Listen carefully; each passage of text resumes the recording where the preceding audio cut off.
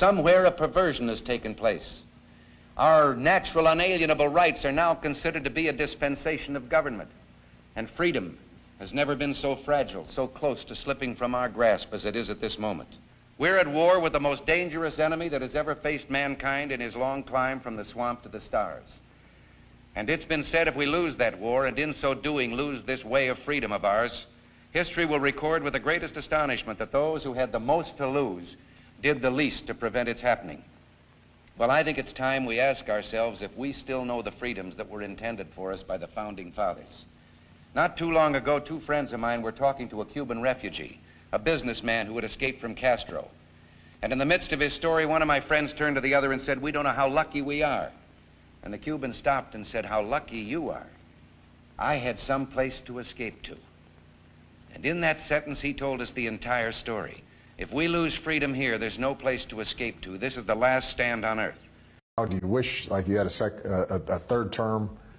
And I used to say, you know what, if I could make an arrangement where I had a stand-in, a front man or front woman, and they had an earpiece in, and I was just in my basement in my sweats looking through the stuff, and then I could sort of deliver the lines, but somebody else was doing all the talking and ceremony. Wow. I'd be fine with that.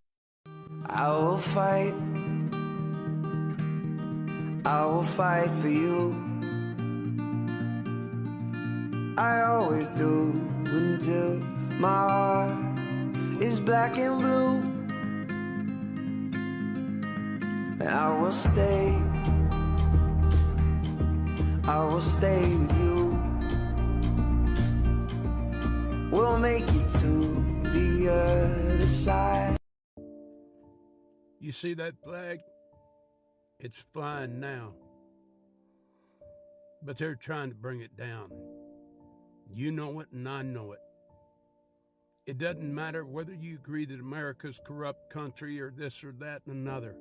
But a man who won't fight for his own, a man who won't stand up and defend what God gave him, is a man who cowers down and gives in to evil. If they could, they'd have your sons as daughters and your daughters as men. They'd turn them against you, and they would run you into the ground ragged and make you their slave. They don't like what you stand for. They don't like what you believe in.